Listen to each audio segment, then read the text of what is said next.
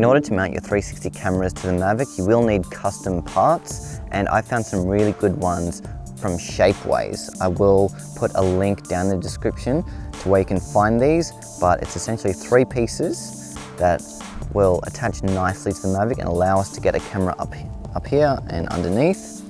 Then you'll also need to pick up 2 hot shoe tripod threads. I got these for a couple of dollars on Amazon. They're very cheap, and this is going to allow us to get our cameras on board the Mavic.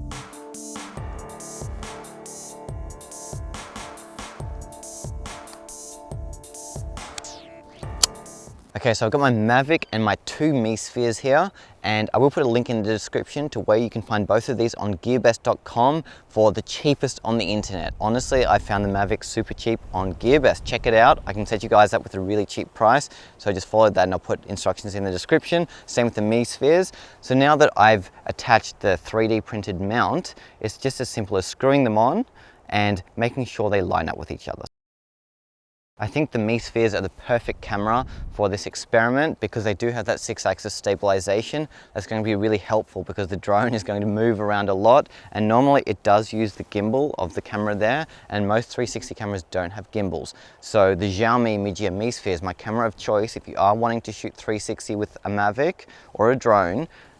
Get one with stabilization, and in my experience, the Garmin Verb and the Xiaomi Mijia Mi Sphere have been the best for stabilization. All right, so those are in line. I'm feeling confident that later on, I can place these one over another in my Premiere timeline, and it's going to eliminate the drone. So this camera is going to be capturing everything above the drone. This camera will be capturing everything below the drone. Obviously, I can't put the drone on the ground for takeoff because this camera is going to get damaged if that happens. So I'm going to have to take off from my hand. So it's going to require a lot of dexterity. So if you are clumsy, just don't even attempt this. Just stay inside, which is what I should do. Okay, turning the Mi Spheres on, and you want to keep them straight. You don't want to have the drone on an angle when you do that, just so the Mi Spheres can calibrate themselves. Rolling video on bottom Mi Sphere, rolling video on top Mi Sphere. It's game time.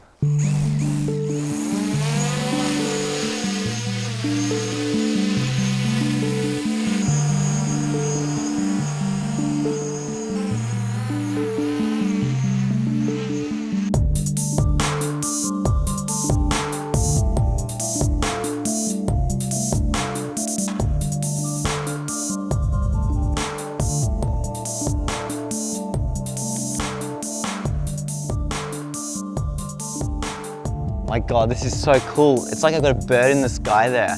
The Mi Spheres look like wings. So it looks like there's a little bird or like an eagle. Come back to Papa. Come on, Mi Spheres, we don't want you to end up in the water like your predecessor. Please come back alive. Okay, now I've got to catch land it. Again, I'm not gonna lie, I'm a little bit nervous. This could saw my head clean off.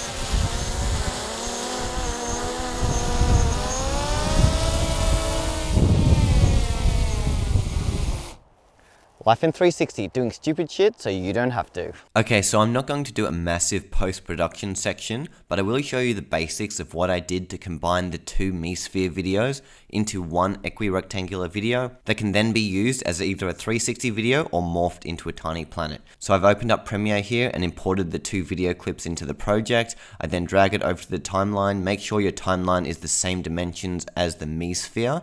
Remember, this isn't 7K because I know that each camera is 3.5K. However, the overall result is going to be 3.5K because you are combining the 2 into one. Essentially, our approach is going to be using the good half of each Mi Sphere. So we're going to use the top half of the top Mi Sphere and the bottom half of the bottom one. Here's the view of the bottom Mi Sphere. And I know what you're thinking. That looks horrible. The horizon isn't straight, it's all out of whack.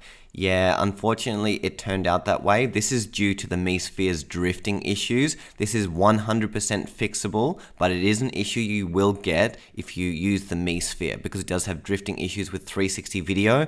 So later on I'm going to show you how to straighten that out. It's actually pretty simple, it just requires a bunch of keyframes. The next step in the workflow is syncing up the 2 video clips so they play simultaneously. And this can be done really easily by just zooming in on your timeline and having a look at the audio track. You can see the the sound waves are producing a similar pattern. This is clearly from when the drone took off and started making that big noise. So it's really just as simple as dragging one mesosphere across so the two sound tracks line up. Therefore, you know your video tracks will be in line as well. Next, we need to fix the drifting issues, and you can do that using plugins. I'll be using Dashwood in this example. You can get the plugins from dashwood3d.com, but also Metal Skybox is an excellent option, and that's available for both Mac and PC, whereas Dashwood is Mac only. In this example, we'll need to use Reorient Sphere. You can see in the top left, I've changed a few values to do with tilt, pan, and roll, and this has caused our unlevel footage from before to turn into this. You can see the horizon is much straighter, and that is looking nice, which partially solves our problem. However, when I scrub further into the timeline, you can see the horizon has moved again. This is because of the Xiaomi's drifting issues. Therefore, we're going to need to create keyframes and change the orientation every time the footage moves. You do that by hitting the stopwatch and changing the values every time you see a difference.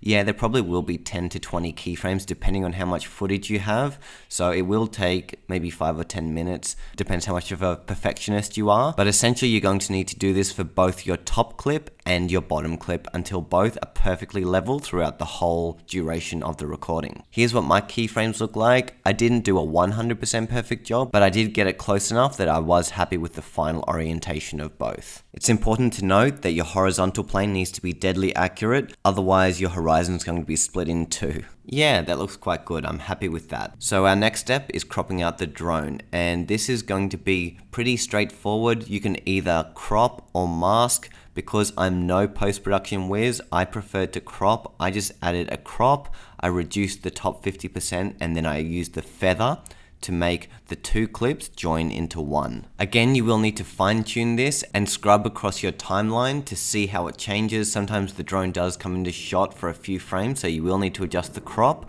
or your mask. My buddy Jean-Marie Canny has an awesome YouTube channel dedicated to drones and 360 cameras. He's got a really good tutorial about masking if you do want a second opinion. If you can afford it, I would recommend two Garmin Verbs, only because they have better stabilization, more resolution, and you'll find there's less fixing stuff in post. The Xiaomi is an awesome cheap option, but you will need to prepare for lots of fine tuning in post. Alright guys, until next time, keep capturing your world in 360. This is Ben Claremont coming at you from Shell Harbour. This is where I used to live, down the south coast of Sydney, and it's absolutely beautiful.